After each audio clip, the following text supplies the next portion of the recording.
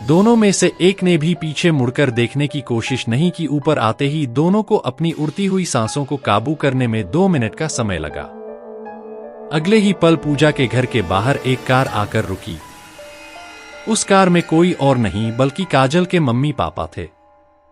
राज व नेहा भागते हुए कार के पास पहुंचे। प्रदीप और सीमा ने जब देखा कि राज के हाथों में एक चाकू आर पार हो रहा है तो उनके होश उड़ गए। राज बेटा, यह क्या हो गया? तुम्हारे हाथ में चाकू लगा है, यह सब किसने किया? अंकल और आंटी, मैं आपको सब बता दूंगा, आप पहले मेरी बात ध्यान से सुने। यह घर आपने कब लिया था? प्रदीप व सीमा दोनों एक दूसरे को देखने लग गए, जैसे एक दूसरे से पूछ रहे हो कि इन दोनों को सच बताया जाए या नहीं। अंकल और आंटी, आपका चेहरा देखकर कुछ ऐसा लग रहा है जरूर इसके पीछे कोई ना कोई राज छुपा हुआ है। बेटा, बात यह है, यह घर हमें बहुत कम दामों में मिला था। राज और नेहा दोनों चौंके बिना नहीं रह पाए। यह बात तो उस समय हमें भी समझ में नहीं आई थी। डीलर हमें इतना बड़ा घर इतना सस्ता क्यों दे रहा है?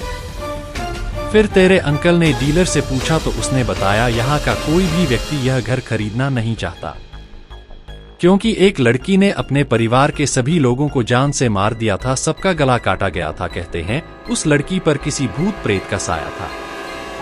उसके बाद उस लड़की का क्या हुआ यह कोई नहीं जानता। बेटा, तुम तो जानते हो भूत प्रेत कुछ नहीं होते, यह सब आदमी का वहम होता है।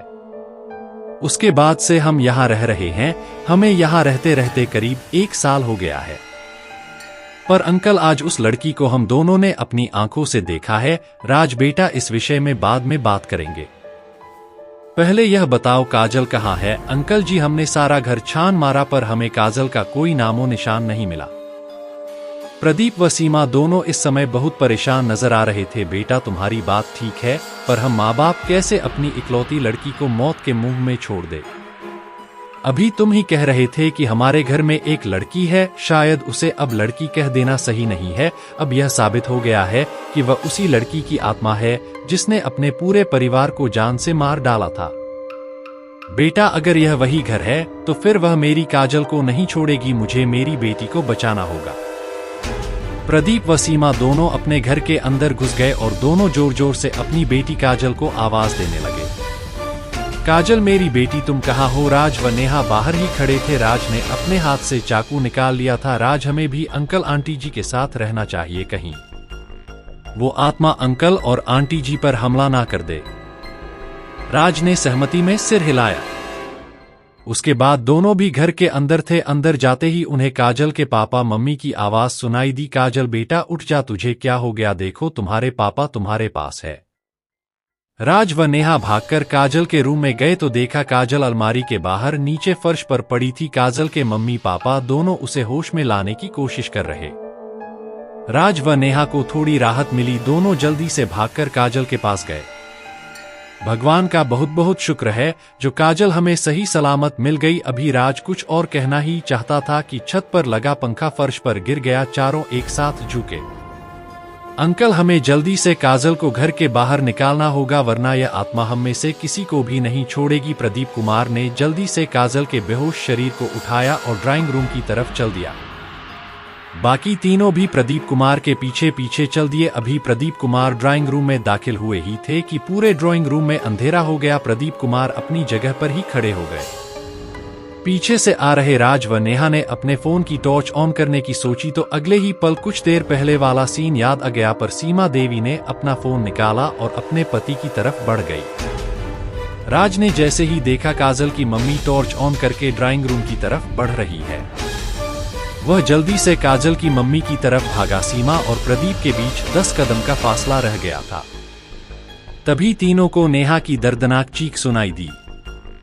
राज जल्दी से नेहा की तरफ भागा। नेहा नीचे फर्श पर घुटनों के बल बैठी हुई थी। राज ने फोन की टॉर्च ऑन की और नेहा को देखा तो उसके मुंह से एक चीख निकल गई, क्योंकि नेहा के ठीक कमर के बीचों बीच एक चाकू घुसा हुआ था। राज को समझने में देर नहीं लगी कि इस बार आत्मा किसी को भी नहीं छोड़ेगी। राज ने नेहा को उठाया और ड्राइंग रूम की तरफ बढ़ गया। काजल के मम्मी पापा ड्राइंग रूम पार करके गैलरी में अभी पहुंचे ही थे कि सारी गैलरी में आग लग गई। प्रदीप ने काजल को उठाया और गैलरी पार कर ली। उसके बाद सीमा भी काजल के पास आ गई। दोनों माँ बेटी दरवाजे के पास थी। तभी प्रदीप कुमार बोले, काजल की मम्मी तुम यहाँ काजल का ध्यान रखो, मैं राज की मदद करता हूँ। नेहा को लाने में प्रदीप कुमार जल्दी से नेहा के पास पहुंचे और राज की मदद करने लगे ताकि जल्दी से इस मनहूस घर से निकल सके। अभी तीनों ड्राइंग रूम पार करने वाले थे। सारे ड्राइंग रूम में खून ही खून पड़ा था, जबकि गैलरी में आग जलनी बंद हो गई थी। सारे ड्राइंग रूम में भयानक आवाजें गूंज रही थी जो वातावरण को और भी खौफनाक बना रही थी। अगले ही पल तीनों के चेहरे का रंग एकदम सफेद पड़ गया, जैसे किसी जहरीले सांप ने काट लिया हो। राज बेटा थोड़ा जल्दी करो। तीनों जल्दी जल्दी दरवाजे पर पहुंचे। प्रदीप कुमार ने देखा कि सीमा और काजल दरवाजे पर नहीं थे। प्रदीप ने सोचा शायद दोनों माँ बेटी घर से बाहर निकल गई होंगी। फिर तीनों जल्दी से दरवाजे से बाहर निकल गए। तीनों की सांस में सांस आ गई थी। तीनों को ऐसा लग रहा था जैसे उन्हें दूसरा जीवन मिला हो। प्रदीप ने पूरे रोड पर नजर दौड़ाई। दूर दूर तक ना चीड़ का बच्चा दिखाई दे रहा था। प्रदीप जल्दी से घर के अंदर गए। ड्राइंग रूम के अंदर सीमा बेहोश सोफे पर पड़ी थी। काजल दरवाजे के पास बेहोश पड़ी थी। उसने जल्दी से काजल को घर से बाहर निकाला और दोबारा घर के अंदर घुस गया। ड्राइंग रूम के अंदर जाने के बाद सोफा से सीमा को उठाया और जल्दी से दरवाजे पर पहुंच गया। राज और नेहा दरवाजे के बाहर खड़े थे। अंकल जी जल्दी से बाहर आ जाइए। प्रदीप ने जैसे ही दरवाजा खोलना चाहा पर दरवाजा नहीं खोला। प्रदीप दरवाजे को पीटने लग। नेहा और राज भी बाहर से दरवाजा खोलने की पूरी कोशिश कर रहे थे। राज अभी तक दरवाजा ठीक था, एकदम से अचानक कैसे जाम हो गया जो खुल ही नहीं पा रहा है। तभी गैलरी में एक लड़की की आवाज गूंजी, यह मेरा घर है, जो भी मेरे घर में आएगा वह सीधा ऊपर जाएगा। अगले ही पल सारे घर में आग लग गई। सारा घर होलिका की तरह जलने लगा। एक महीने बाद काजल ने अपना पुराना घर, जहां उसके मम्मी पापा की डेथ हुई थी, वह घर हमेशा हमेशा के लिए छोड़ दिया था। काजल का बहुत बुरा हाल हो गया था। अब काजल एक फ्लैट में रहती थी। काजल के पापा का खुद का बिजनेस था जिसे अब काजल खुद देख रही थी। काजल मम्मी पापा के डेथ के बाद काजल लगभग 10 दिन तक नेहा के घर रही थी। काजल ने काफी मना किया था पर नेहा के मम्मी पापा नहीं माने, क्योंकि काजल के मम्मी पापा के सिवा उसका कोई नहीं था। कुछ रिश्तेदार थे, सब आए और चले गए। काजल के साथ नेहा और उसका परिवार था जो काजल के इस बुरे समय में उसके साथ थे। राज ने भी काफी हद तक काजल की संभलने में मदद की थी। काजल के मम्मी पापा की डेथ के अगले दिन ही पुलिस आई थी। राज ने सब कुछ बता दिया था। पुलिस ने राज का बयान दर्ज करके फाइल बंद कर दी थी और नेहा काजल से मिलने अक्सर उसके फ्लैट पर जाते थे ताकि वह अपने मम्मी पापा के दुख से बाहर निकल सके। 10 मार्च को काजल जन्मदिन था। वह जन्मदिन बिल्कुल भी नहीं मनाना चाहती थी, क्योंकि उसकी मम्मी पापा को गुजरे 1 महीना बीत गया था। नेहा के मम्मी और पापा ने काजल का जन्मदिन मनाने की बात कही, जिससे काजल टाल नहीं सकी। सब लोग इसलिए काजल का जन्मदिन मनाना चाहते थे ताकि काजल को उसकी मम्मी पापा की कमी महसूस ना हो। काजल को कहीं ऐसा ना लगे कि वह इस दुनिया में अब अकेली है। रात के 8 बजे काजल ने केक काटा और बारी बारी सबको थोड़ा थोड़ा केक खिलाया। केक काटते समय काजल की आंखों में आंसू आ गए थे। शायद उसे अपनी मम्मी पापा की याद आ गई। 10 बजे तक सबने खूब नाच गाना किया। फिर 10:30 बजे सब लोग अपने अपने घर चले गए, केवल नेहा को छोड़कर, ताकि वह काजल के साथ मिलकर उसका काम में हाथ बटा सके। काजल सिंक में बर्तन धो रही थी और नेहा बर्तन को कपड़े से साफ कर रही थी।